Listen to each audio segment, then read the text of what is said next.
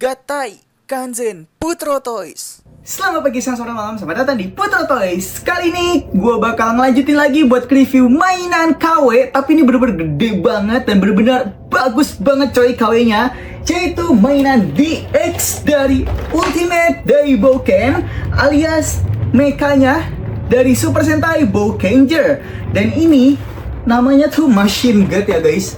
Tuh, Machine Guard DT bla bla bla bla ya, pokoknya kayak beginilah. Dia tuh ukurannya kayaknya sih hampir sama kayak DX. Karena jujur aja gue belum pernah megang DX-nya, tapi pas gue ngeliat mainan ini, gue suka cuy, karena gue tuh salah satu fans dari mekanya Boukenger ini. Apalagi ini kan udah satu set jadi Ultimate Daiboken gitu. Meskipun cuman beda ya di warnanya aja sih. Untuk harga sendiri gue dapet di harga 650.000 belum sama ongkir ya. Kalau sama ongkir tuh sekitar 700 berapa gitu, gue lupa. Dan ini tuh udah susah banget dicarinya di Indonesia. Untuk DXKW Ultimate Daiboken ini bakal gue bikin jadi 2 part ya. Jadi untuk video kali ini gue bakal fokus review untuk si Daibokennya aja. Dan untuk yang minggu depan kita bakal review Daitanken, Super Daiboken, dan juga Ultimate Daibokennya. Biar apa? Biar cuan!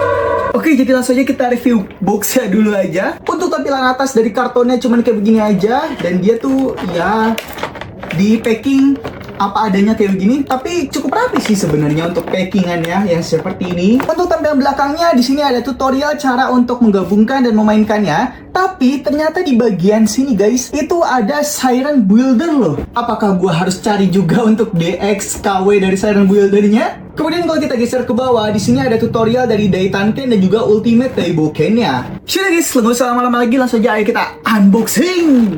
Ini dia kelima submecha dari Boukenger KW-nya guys. Tapi sebelum dilanjut, tadi gue sempet ngecek ke Shopee. Ternyata gue nemu mainan DX KW Boukenger ini dengan harga yang jauh lebih murah. Tapi sayangnya udah habis guys. Nih nama tokonya, kalian lihat sendiri aja. Cuman 200 ribuan doang. Sedangkan ini gue dapet total harga 700 ribu. Ya udahlah, langsung aja kalian follow tokonya, siapa tahu dia nge-restock lagi kan. Ya jadi ini deh untuk submecha dari Daiboken yang warnanya tuh beda-beda banget. Gue usah lama-lama lagi, langsung aja kita review satu persatu. Dan nanti bakal gue perbandingkan juga dengan warna aslinya di Mini DX atau Microzord. Karena gue kan gak punya DX-nya ya, jadi gue bandinginnya sama Microzord aja. So langsung aja kita review satu persatu. Yang pertama adalah Pogodam, dan dia bentuknya seperti ini. Bisa gue bilang 99% itu mirip banget sama versi aslinya. Tapi sayangnya di bagian senjatanya di sini dia cuman ada yang versi gabungnya aja, mode penggabungan seperti ini. Bukan mode aslinya, yaitu yang bentuk martil dan yang depan ini bentuk scope gitu guys. Jadi untuk senjatanya dia nggak bisa dipisah ya. Untuk bagian rodanya ini empat-empatnya bisa berputar dengan lancar, dengan sempurna. Kemudian untuk detail-detailnya ya kayak begini aja sih apa adanya. Bahkan di sini kalau kalian lihat, ini ada bekas plastik untuk cetakannya. Jadi ya sedikit disayangkan sih. Kemudian untuk bagian kokpitnya dia polosan begini aja ya guys. Dan bagian si apa sih ini namanya? Ya pokoknya bagian depannya ini dia tuh bukan besi ya guys, tapi dia tuh plastik yang dicat warna silver seperti ini. Untuk bahannya sendiri jujur ini gue agak kaget karena dia tuh bahannya tebel untuk si Gogodam ini. Paling ya jeleknya cuman ada lebihan-lebihan plastik begini loh tuh. Lebihan-lebihan dari cetakannya. But overall gue puas sih sama si Gogodam versi KW-nya ini. Nah untuk berbandingan dengan versi Bandai-nya itu seperti ini. Jadi ini adalah versi Microzord-nya. Warna aslinya tuh udah akurat ya kalau versi Microzord. Nah harusnya tuh kayak gini. Dia warna dasarnya merah, terus di sini ada silvernya udah pas, ada warna silver. Bagian belakangnya kayak begini. Nah atasnya juga udah ada silver, pas juga. Terus bagian bawahnya kayak begini. Nah bedanya kalau versi Microzord dia kan udah ada motifnya untuk dadanya dari sananya. Sedangkan yang kalau versi DX aslinya ya polosan kayak begini. Jadi lebih akurat yang ini untuk bagian bawahnya. Kemudian bagian depannya harusnya pakai kayak begini guys, kap mesinnya kayak begini. Sedangkan kalau Microzord kan ya udah begini aja, ide-idean dari Amerika aja emang. Nah seharusnya bagian kokpitnya itu harusnya kayak begini guys untuk detailingnya. Tapi sayang karena yang KW ya jadinya begini aja. Oh iya, untuk yang KW sendiri dia bagian bawahnya ini juga sama kayak versi DX ya guys. Jadi bisa diputar seperti ini. Kalau nggak salah ini tuh untuk capitan ya, kalau gua nggak salah inget ya. Nah kayak begini. Jadi ini jauh lebih akurat ke DX sih dibandingkan Microzord. Paling cuman warnanya aja yang agak sedikit bermasalah gitu. Kita lanjut lagi aja, selanjutnya adalah Gogo Formula. Dan dia bentuknya seperti ini. Untuk bentuknya sih bisa gue bilang 99% mirip juga, dan rodanya semuanya berputar, 6-6-nya. Di sini bisa berputar, ini berputar, sini juga bisa berputar. Jadi enak kalau misal dimainkan untuk maju mundur seperti ini. Untuk detailingnya sayang banget cuman kayak begini doang. Bagian bawahnya juga polosan nih, bagian dadanya harus di repaint. Sedangkan kalau perbandingan dengan versi Microzord-nya yang warnanya tuh ya bisa dibilang hampir mirip dengan versi DX aslinya kayak begini guys. Harusnya di bagian sini silver, terus di sini juga silver. Jadi menurut gua untuk gimmicknya lebih akurat ya versi KW-nya dibandingkan versi Microzord yang keluaran Bandai Amerika. Kayak begitu guys. Untuk bahannya sendiri ini masih cukup kokoh ya. Cukup kokoh. Meskipun kayaknya sih gak sebagus DX aslinya ya. Karena jujur gue belum pernah megang DX aslinya. Jadi menurut gue untuk yang versi KW-nya ini cukup kokoh sih. Kayak begitu. Kita lanjut lagi aja, selanjutnya adalah Gogo Giro. Dan dia bentuknya seperti ini. Dan dia juga akurat banget sama di DX-nya, yaitu bagian bawahnya dia ada rodanya kayak begini guys. Tuh, empat-empatnya bisa berjalan juga. Jadi kalau didorong seperti ini juga enak, nggak keset kayak gitu. Tapi lagi-lagi sayang banget warna dasarnya dia berbeda. Harusnya kan warna biru gitu kan. Ya kayak begini aja sih. Dan bagian belakangnya juga ada detailingnya seperti ini. Untuk perbandingan dengan versi Microzord-nya itu seperti ini guys. Nah, malah untuk yang Microzord ini bentuknya lebih kecil dan nggak akurat kayak di DX-nya gitu loh. Bahkan kayaknya di versi seriesnya pun nggak akurat. Tuh, dia kayak kelihatan terlalu gembul gitu di bagian tengahnya sini. Sedangkan harusnya yang versi aslinya tuh kayak begini guys. Jadi lebih cakep. Untuk warna ya lebih cakep yang ini, yang versi Microzord. Sedangkan untuk detail dan desainnya lebih cakep yang versi DX KW-nya ini. Untuk bahannya juga sama aja ya. Dia masih cukup kokoh, nggak yang kopong gitu. Jadi ya cukup bagus lah untuk bahannya. Kita lanjut lagi aja, selanjutnya adalah Gogo Dozer. Dan first impression gue sayang banget bagian rodanya dia pakai stiker kayak begini guys.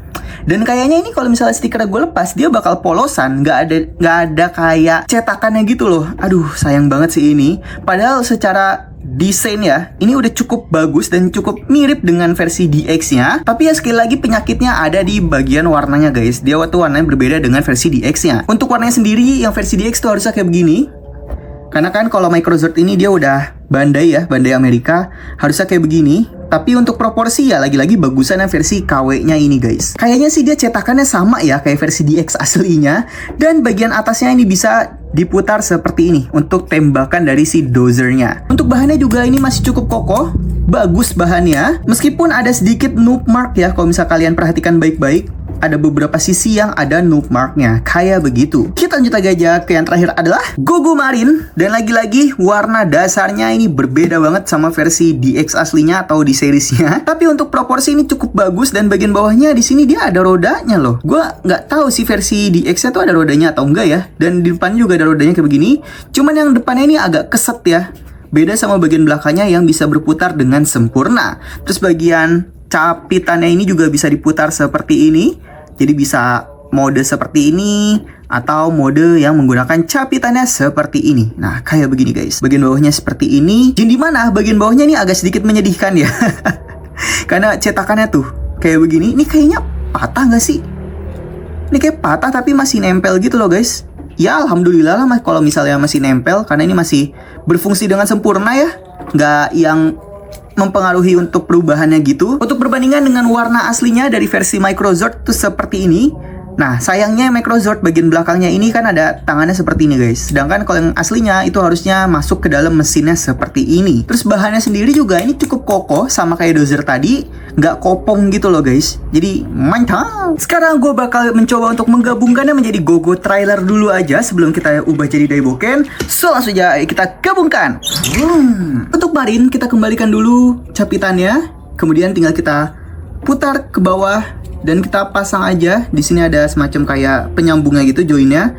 Sampai bunyi dan kita ubah jadi seperti ini. Untuk dozer kita lipat bagian skopnya dan kita putar ke belakang seperti ini. Kemudian kita masukkan ke sini guys. Untuk Marine juga sama, kita masukin aja ke joinnya seperti ini. Kemudian kita buka dan kita keluarkan penyambungnya atau gandengannya seperti ini. Untuk formula kita dorong ke belakang dan kita putar bagian depannya seperti ini. Untuk giro tinggal kita masukin aja dan kita tutup jadi seperti ini guys. Terakhir tinggal kita sambungin aja penghubungnya dan akan menancap seperti ini. Nah, kayak begini. Kanzen GoGo Trailer, dan dia bentuknya seperti ini.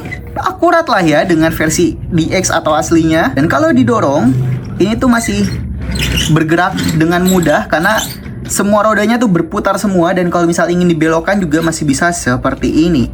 Ya oke lah untuk versi atau mode si GoGo Trailernya ini. Jadi sekarang gue bakal mengubahnya dan menggabungkannya menjadi Daiboken. Kira-kira bakal jadi sekeren apa? So langsung aja kita gabungkan.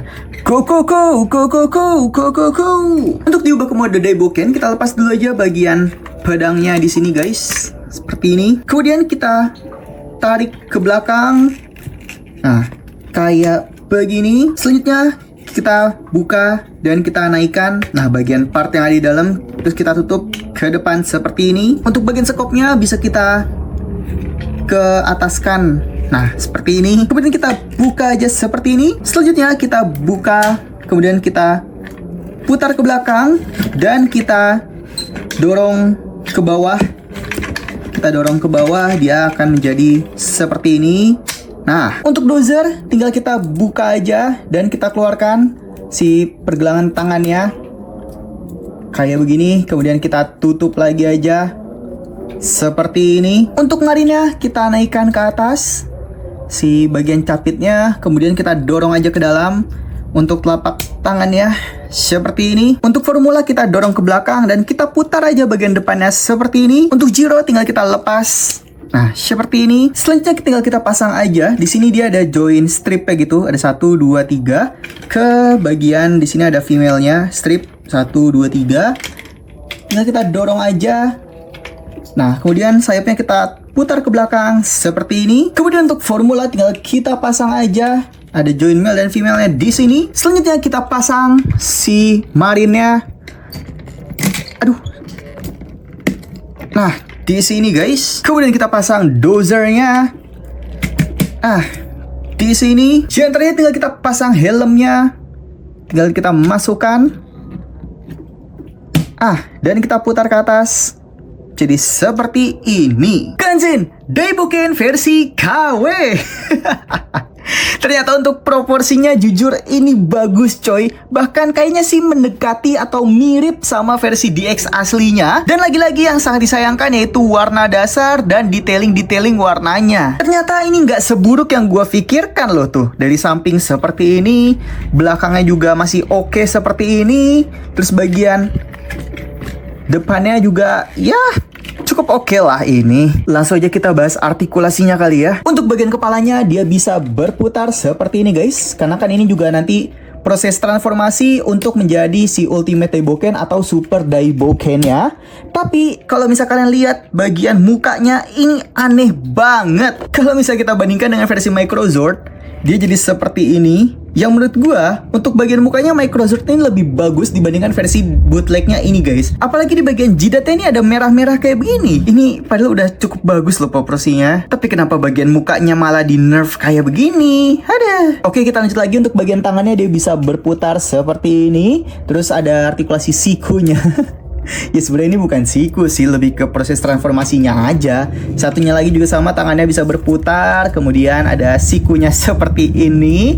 Dan bagian pinggang dia nggak ada artikulasi, paling cuma bagian kaki. Sorry, maksud gue paha, dia bisa berputar kayak begini dua-duanya. Terus kakinya bisa ke depan, bisa ada artikulasi lututnya juga seperti ini. Untuk telapak kaki dia nggak ada artikulasinya guys. Kalau mau menggunakan pedangnya ya tinggal ditancepin aja kayak begini. Dia udah otomatis bakal masuk dan dia ada semacam pembatasnya gitu guys. Jadi menurut gue ini aman, gak usah takut untuk patah ya guys. Untuk perbandingan dengan Microzordnya seperti ini, yang bisa dibilang ini setengahnya dari versi bootleg Daiboken ini. Dan sekali lagi ternyata untuk bootleg Daiboken ini nggak seburuk yang gue pikirkan. Ya masih cukup bagus lah, cuman sayang di bagian warnanya aja sih. Jadi menurut kalian gimana nih guys? Apakah worth it dengan harga 700.000? Ya kita bagi dua aja, karena kan ada Daiboken, ada si Daitanken-nya juga. Berarti sekitar 350.000 untuk si bootlegnya ini aja. Tulis aja di kolom komentar ya. Kalau menurut gue sih untuk 350.000 ini masih cukup worth it, karena dari proporsi terus bahan itu masih cukup bagus. Ya paling untuk warnanya aja nih buat temen-temen yang rajin buat nge-repaint, bisa lah ini di-repaint lagi. Yaudah guys, karena sudah kita review satu persatu tadi, jadi ini dia artikulasi-artikulasi dan pose-pose dari DX Daiboken Bootleg.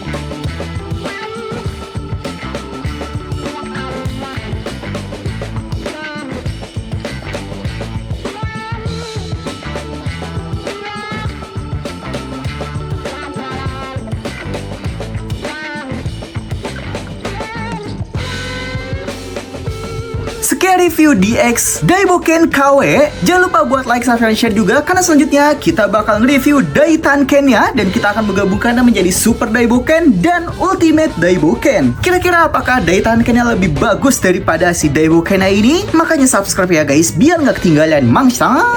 Yaudah guys, kurang lebihnya mohon maaf. Selamat pagi, siang, sore, malam. Dadah. Go go go go go go go go go Susume Bokenja.